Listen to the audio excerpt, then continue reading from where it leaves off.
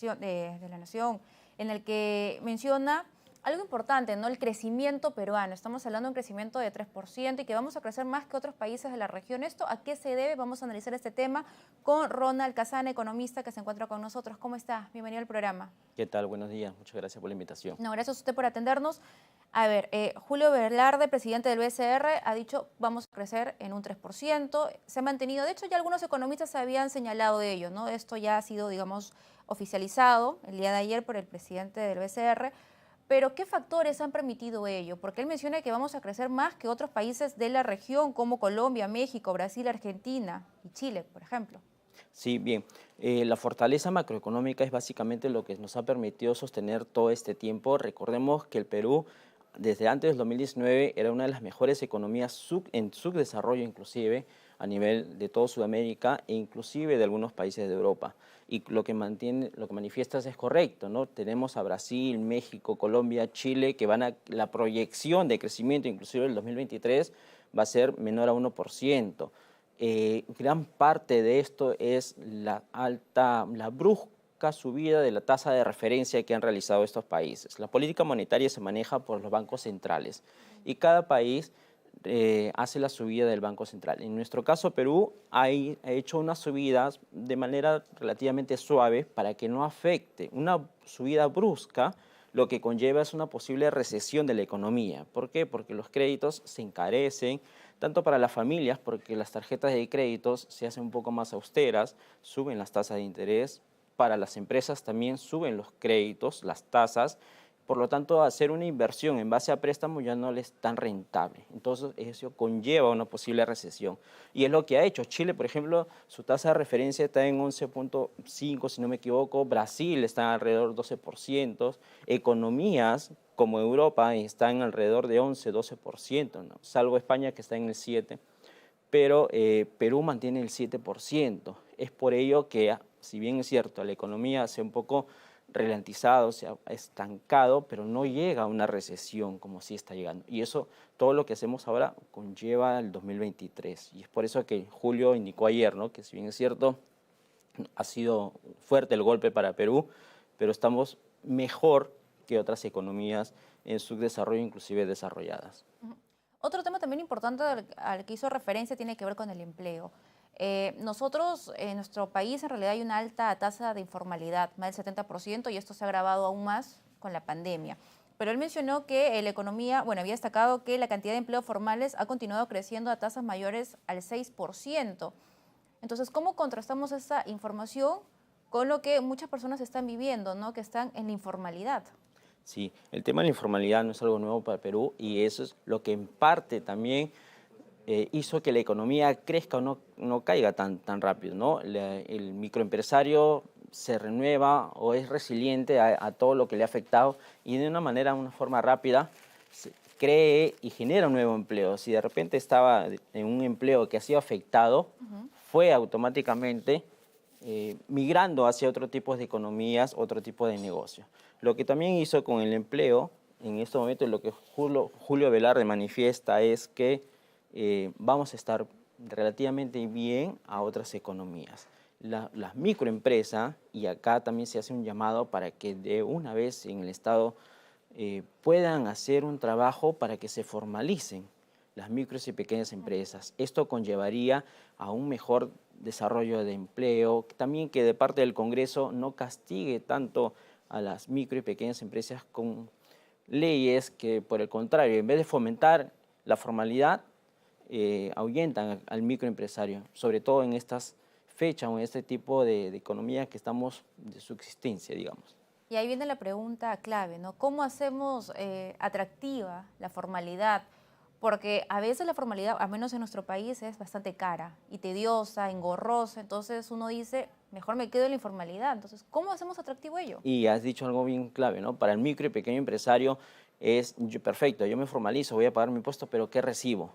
Ujú. Si recibo, por el contrario, alta en las municipalidades, por ejemplo, para que me den permiso, licencias, me piden una serie de papeles, demora 30, 60 días. Ujú. Hay varios niveles del gobierno local, desde SUNAT, que tenemos diversos regímenes tributarios, cuál me conviene, cuál no. Tenemos a la SUNAFIL, que de repente me está fiscalizando, son varios factores el costo también de poder formalizar una empresa notarialmente es caro a nivel de otros países, es caro en Perú.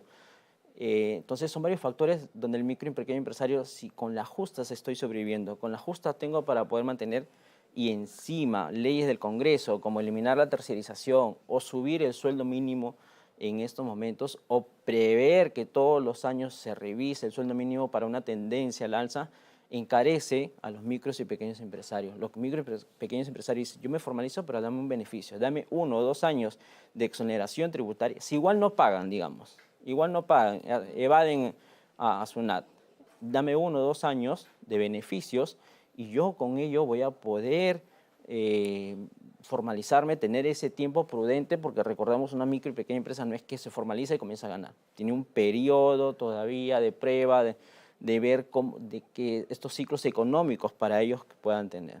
Y en base a ello recién comenzar a tributar y pagar. Yo creo que el aumento no va a ser, pero yo creo que si se hace esas medidas juntos con otras, promedio de 5 a 7% anual, vamos a ir mejorando esta informalidad.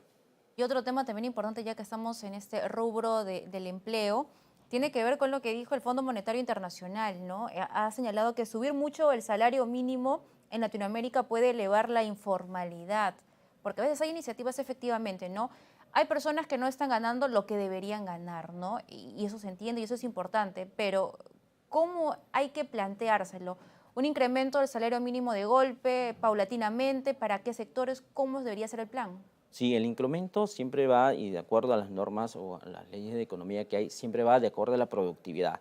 Si sube la productividad, el empresario gana más y tiene la sostenibilidad para poder pagar más a sus empleados. Pero en una situación económica como estamos en estos momentos y en un país que todavía estamos en crecimiento, en desarrollo, no podemos subir el sueldo mínimo, digamos, todos los años. Yo creo que 2, 3 años, y en base a cómo va la productividad, al indicar la productividad es la mejora de la economía, la mejora del PBI.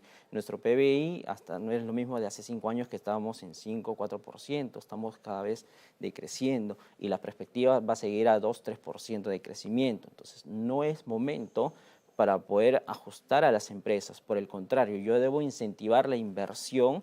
Nosotros en el Perú tenemos 4 motores de la economía, los principales que tenemos, que es la inversión pública, que en estos momentos también se ve rezagada porque tenemos gobiernos locales que no ejecutan su presupuesto. Tenemos la corrupción en los gobiernos locales, las municipalidades, los gobiernos rurales, y ese es un gran problema, la inversión pública. La inversión privada, que también la proyección de crecimiento es cero. Y hablando de inversión privada, estamos hablando no solamente de las grandes empresas, las grandes corporaciones, estamos hablando de la micro y pequeña empresa también. Desde aquel bodeguero, desde aquel señora que vende su emoliente, estamos hablando todo, y todo suma. Y esa es la proyección, la perspectiva de crecimiento es un poco negativa, todavía está en el lado negativo. Tenemos y el lado del consumo, que es el principal, que es el 60%, está todavía, digamos, en una zona inestable, ¿no? Y por último, porque siempre la política tiene mucho que ver, ¿no? Lo dijo Moody's en su momento, ¿no? Que la crisis política, bueno, siempre causa algún tipo de influencia en nuestra economía que es tan sensible. En este caso, con el tema de nuestra calificación crediticia, ¿qué se puede hacer cuando hay ruido político? Sí, y en efecto, y justo lo dijo Julio ayer, que no estaba tan de acuerdo con el cambio de perspectiva. Nosotros teníamos una perspectiva de estable y lo ha cambiado a negativa. Más que por condiciones económicas o macroeconómicas que pueda tener el Perú, que están en los niveles permisibles, yo creo que la baja de perspectiva es por la situación política. Y eso conlleva bastante porque los inversionistas ven cómo va hasta el Perú.